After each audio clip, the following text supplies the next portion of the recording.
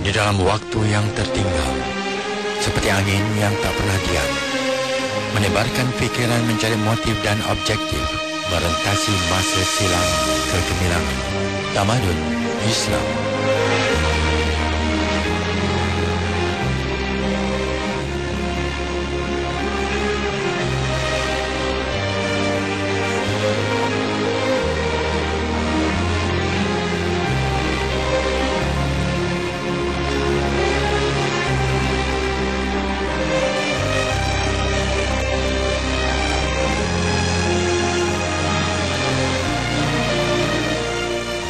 Assalamualaikum warahmatullahi wabarakatuh. Saudara, kita bersama lagi dalam rancangan Taman Islam siaran dari Suara Islam Kuala Lumpur bersama tetamu undangan Dr. Ma'rufah Ismail dari UPM Serdang, Selangor. Selamat datang ke studio, Dr. Apa khabar? Ya, baik, terima kasih. Alhamdulillah.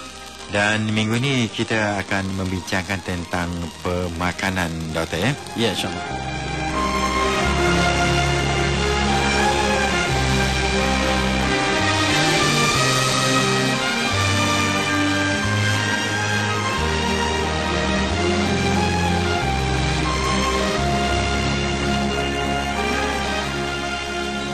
Apakah akhlak permakanan dalam Islam? Ya, kalau kita lihat banyaklah hadis-hadis Rasulullah. Kita makan jangan sampai kita kenyang, dan kita makan bila kita lapar, apabila kita berhenti sebelum kita kenyang. Dan juga kan banyak hadis mengatakan supaya kita hanya sekadar untuk menegakkan, untuk mendapatkan tenaga. Dan sekiranya kita perlu makan, maka kita bagilah perut kita pada 3 bahagian. Satu untuk makanan, satu untuk air, dan satu lagi untuk pernafasan. Tetapi itulah yang bercakap ini pun tidak dapat mengamalkan sepenuhnya. Saya apabila saya cukup takut bila menyebut perkara ini, kabura maqtan indallah an taqulu ma la taf'alun. Kita mengatakan sesuatu yang kadang-kadang kita tidak amalkan. Perkara yang seperti ini adalah perkara yang harus kita kongsi, tetapi kadang-kadang saya yang bercakap, saya sukar untuk mengamalkan. Kita kadang-kadang terlajak. Kita dah cuba nak hadkan makanan, tetapi apabila dengan kawan dan sebagainya kadang-kadang kita makan berlebihan, dan makanan yang terlebihan inilah maedah inilah sebagai sarang penyakit dari segi konteks pendapat doktor Islam. Dan oleh sebab itu antara makananlah makanlah dengan sederhana dan makan dalam bentuk jamaah. Ada dalam hadis yang lain bahkan dalam bentuknya jamaah, makanan yang cukup untuk seorang boleh makan berdua, yang cukup 2 boleh makan untuk bertiga, dan seterusnya. Dan oleh sebab itu pemakanan ini adalah perkara yang ada hubungannya dengan ibadat. Dan bagi orang yang sakit, jangan paksa mereka makan, kata Rasulullah SAW. La tukrihu mardakum ala ta'am wasyarab innallaha azza wa jalla yut'imuhum wa yasqihim. Maksudnya bagi orang yang sakit jangan kita paksa makan, sebab Allah Subhanahu wa taala telah memberikan makanan minumnya. Itu hadis Rasulullah. Dan doktor juga mengatakan demikian. Bagi seorang yang sakit, simpanan makanan yang dia simpan dalam hati dan dalam limpanya dikeluarkan ketika dia sakit. Itu sebab orang sakit tidak memerlukan makanan. Doktor pun mengatakan yang sama, dan hadis mengatakan yang sama. Maksudnya ketika kita sakit, kita tak lapar. Saya dengar cerita bom patah. Dia mengatakan orang yang patah dia tak buang air. Cuba perhatikan yang patah kaki dan tangan, dia tak buang air, tak pergi ke bilik air. Tak, maksud saya buang air besar. Apabila dia nak buang air besar, maknanya nak baik lah. Itu tak kata seorang bomo patah. Kalau dia nak pergi buang air itu maksudnya tak lama dia nak sihat kata. Itulah satu benda yang ganjil yang kita tak dapat terangkan dan secara saintifik setakat ini. Dan oleh sebab itu, itulah di antara akhlak permakanan Islam yang diberikan. Dan Imam Ghazali banyak menulis kitab At-Taimah ni, banyaklah ada adab yang lain bagaimanakah makan dan sebagainya. Dan bagi para pendengar yang berminat, bolehlah melihat buku-buku yang lebih besar pada apa yang kita sebut ini adalah sebagai asas kepada perbincangan. Apakah agaknya hikmah pengharaman arak ni, Doktor? Ya, kalau kita lihat arak inilah dipanggil sebagai Ummul Akhaba'is, sebagai ibu segala keburukan. Ya ayyuhallazina amanu innamal khamru wal maisir wal ansab wal azlamu rijsun min amali syaitan fajtanibuhu la'allakum tuflihun. Sesungguhnya wahai orang yang beriman, sesungguhnya bagi arak, bagi berhala dan tenung nasib ini adalah di antara perkara-perkara yang najis yang harus kita hindarkan. Dan arak ini kalau kita melihat banyaklah perkara yang kalau kita lihat dari segi hikmah. Dari segi hukum syariah, sami'na wa ta'na, dan apabila Allah telah mengharamkan arak, maka kita sami'na wa ta'na. Tetapi bagi mereka yang ingin mencari hikmah di sebaliknya, tentu ada hikmah. Apabila diharamkan arak, tentulah ada hikmahnya. Kalau kita lihat hari ini, seluruh polis di dunia mengakui bahawa kemalangan ada hubungan dengan arak. Don't drink and drive. Kalau kita pergi ke barat, dia tulis kat stiker tu, kat belakang tu, don't drink and drive. Jangan minum arak dan kemudian memandu kereta. Sebab kedua-duanya ada hubungan. Kita tidak bercakap secara prejudis, tetapi tentulah ada kehikmah apabila larangannya. Setiap larangan ini tentu membawa banyak kebaikan daripada keburukan. Walaupun di dalam arak ini ada kebaikan tertentu, tetapi kebaikan ini dikalahkan oleh keburukannya. Maka dalam prinsip Islam, itu adalah prinsip yang terdiri dari golongan yang diharamkan. Walaupun ini perkara yang menjadi perbincangan, tetapi inilah di antara hikmah yang ada. Kalau kita lihat hari ini, kemalangan jalan raya, kemalangan yang timbul jalan raya adalah disebabkan oleh minuman arak. Dan kita cukup sedih apabila pemandu yang mabuk menyebabkan kematian orang awam yang begitu ramai apabila melibatkan dengan kenderaan awam seperti bas dan sebagainya. Dan inilah yang menimbulkan masalah kepada masyarakat. Perkara yang kecil, minum arak, dibawa kepada perkara yang lebih besar. Dan apabila fikiran kita tidak rasional, bukan saja kemalangan jalan raya, kita bertindak di luar daripada batas kemanusiaan. Dan apabila kita bertindak dalam masyarakat, dalam keluarga kita, kita boleh melakukan di luar daripada etika ataupun akhlak seorang Islam ataupun seorang manusia. Dan di dalam pejabat kita boleh melakukan lebih pada itu. Dan ini bermula daripada penyakit yang kecil yang arak.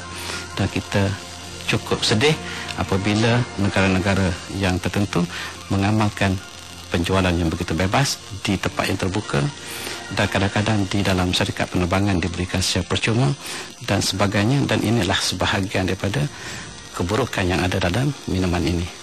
Dan itulah yang kita lihat. Tentulah ada hikmah dalam pengharamannya. Antara yang diharamkan dalam Al-Quran ialah darah yang mengalir, Doktor. Apakah hikmahnya kerana ada masyarakat yang meminum darah untuk hasiat tertentu? Ya, betul. Sebab dalam darah ini tempat mengalirnya segala toksik, bakteria dan sebagainya. Sebab itulah Islam ada hubungannya dalam syariah kita ialah penyembelihan yang sempurna. Penyembelihan yang sempurna ini mengeluarkan darah yang banyak yang mengandungi toksik dan sebagainya. Yang diharamkan adalah darah yang mengalir. Daman maspuhan di dalam Al-Quran disebut. Yang diharamkan ialah darah yang mengalir. Dalam seekor haiwan umpamanya, kita dapati bahawa katalah seekor haiwan yang beratnya 400 kilogram, kita dapati bahawa darah yang disembelih melalui cara Islam hampir 30 kilogram. Seekor haiwan 400 kilogram beratnya, kita sembelih mengeluarkan 30 kilogram darahnya saja. Di dalam darah ini mengandungi segala toksik yang sangat berbahaya kepada tubuh manusia kalaulah haiwan itu dijangkiti oleh toksik dan juga bakteria. Di dalam penyembelihan yang dilakukan dengan cara yang lain, dengan cara elektrik ataupun dengan cara pukulan, tembakan dan sebagainya dilakukan oleh masyarakat lain, kita dapati darah terperangkap. Paling banyak pun mengikut kajian 8 kg sahaja darah yang dikeluarkan. Darah yang terkumpul yang bagi dengan cara penyembelihan cara Islam ini 2/3 daripada kandungan darah dalam badan haiwan itu dikeluarkan. Yang tinggal ialah yang 1/3 yang berada dalam daging, yang kebanyakannya tidak begitu bahaya lagi. Berbanding dengan penyembelihan cara yang tidak mengalirkan darah, dia menyimpan segala darah haiwan itu, dan kita yang menggunakan daging akan transfer segala-galanya ke dalam itu. Itu hikmahnya bagaimanakah Islam mengatur penyembelihan haiwan itu yang dilihat di barat sebagai benda yang zalim, sebenarnya adalah hikmah untuk kesihatan manusia. Tetapi bagi peniaga pula, mereka tidak suka cara Islam sebab mengurangkan berat daging. Dan kiraan kasar daripada satu penyelidikan yang dilakukan, mereka akan kerugian banyak, berapa puluh kilogram. Selain pada 30 kilogram darah tadi, maka berat darah yang terkumpul dalam daging itu dia boleh preserve berat dia untuk waktunya agak lama. Tetapi sayang, walaupun binatang itu dijual dagingnya. Apabila kita bakar, dia keluar darah di antara celah-celah dagingnya yang dapat kita lihat cara penyembelihan bukan Islam. Yang cara Islam selalunya kita bakar, dia tidak ada darah sama sekali. Darahnya, bahkan kadang-kadang daging itu kelihatannya putih ataupun kuning yang tidak ada darah sama sekali. Cuba bandingkan dengan daging yang disembelih dengan cara bukan Islam, kita dapati ada benang-benang darah yang keluar daripada celah-celah daging yang menunjukkan bahawa banyak benda yang terperangkap. Tentulah hikmah ilahi. Tentu ada hikmah, sama ada kita fahami atau tidak. Di dalam ruang yang lalu ketika dalam perbincangan zoologi kita melihat bahawa penyembelihan cara Islam ialah cara yang paling saintifik dan paling ringan kesakitannya. Bahkan lihat kajian penyembelihan dengan pisau yang tajam sebagaimana yang disebut dalam hadis-hadis tidak memberikan kesakitan sedikit kepada hewan sebab kita telah potong saraf lehernya sehingga tidak dapat dirangsang kesakitan itu oleh otak. Apabila putus di antara hubungan di antara badan dan kepala oleh potongan saraf di lehernya, maka sakitan tidak dirasakan oleh hewan. Berbanding dengan cara yang dilakukan oleh elektrik ataupun cara yang lain, kesakitannya sangat-sangat kuat, tetapi mereka pengsan, darah mereka telah berhenti berdenyutan jantung, dan apabila disembelih pun selepas itu darah tidak keluar lagi. Walaupun setengah daripada ilmuwan kita mengatakan zalim untuk kita terus sembelih, kita kena pensangkan dia, tapi dengan pensang yang elektrik itu menyebabkan jantung berhenti berdenyut, dan apabila kita sembelih darah tidak mengalir lagi, tidak mengeluar dengan laju sebagaimana yang dilakukan oleh pisau yang tajam. Dan dengan Islam ini tentulah ada hikmah yang banyak, dan oleh sebab itu kita mendapat daging yang bersih, sama ada ayam, haiwan yang lain besar, kambing, lembu dan sebagainya, kita mendapat daging yang bersih. Dan inilah di antara hikmah tentang pengharaman daman masfuhan, darah yang mengalir. Makanan yang halal lagi baik, jelas dibenarkan. Bagaimanakah pula makanan yang baik tetapi dia beli dengan wang yang haram ini? Itulah persoalannya. Persoalannya ialah halal itu harus dari segi kedua, dari segi makanannya dan dari segi cara mendapatkannya. Dan kadang-kadang kita mementingkan sifat fizikal semata-mata, tetapi kita tidak mementingkan bagaimana cara kita untuk mendapatkan. Sebab untuk mendapatkan makanan yang halal ini harus disertai dengan pendapatan yang halal juga. Dalam hadis Rasulullah, kalau tidak kita lihat dalam pakaian pun, tidak makanan.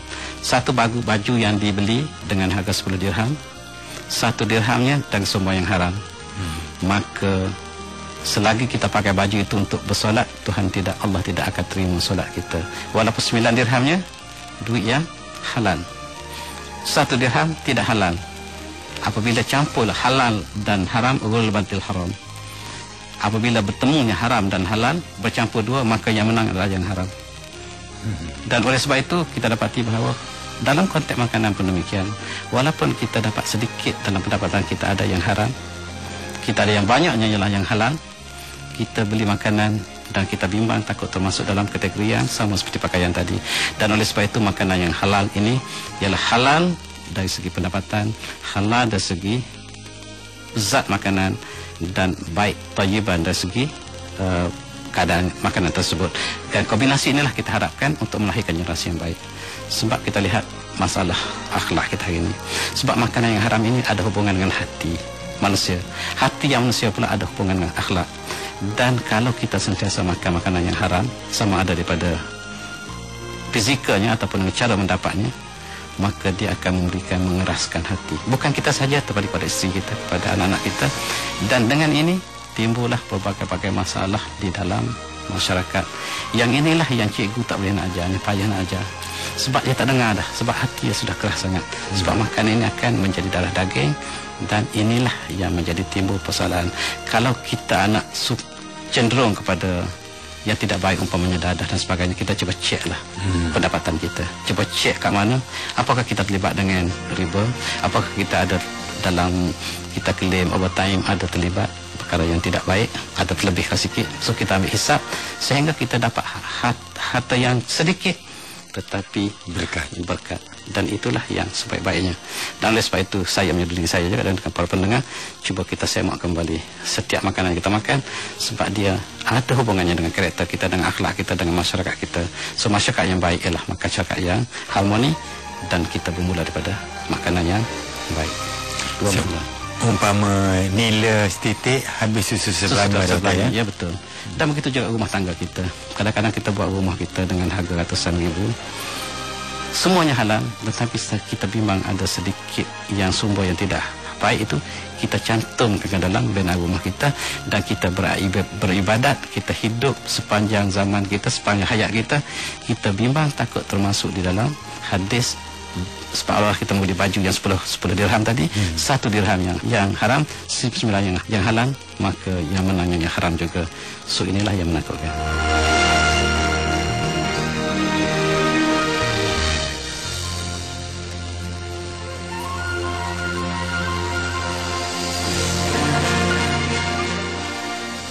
Saudara, sekian yang sempat kita bersama menerusi Tamadun Islam, siaran dari Suara Islam Kuala Lumpur.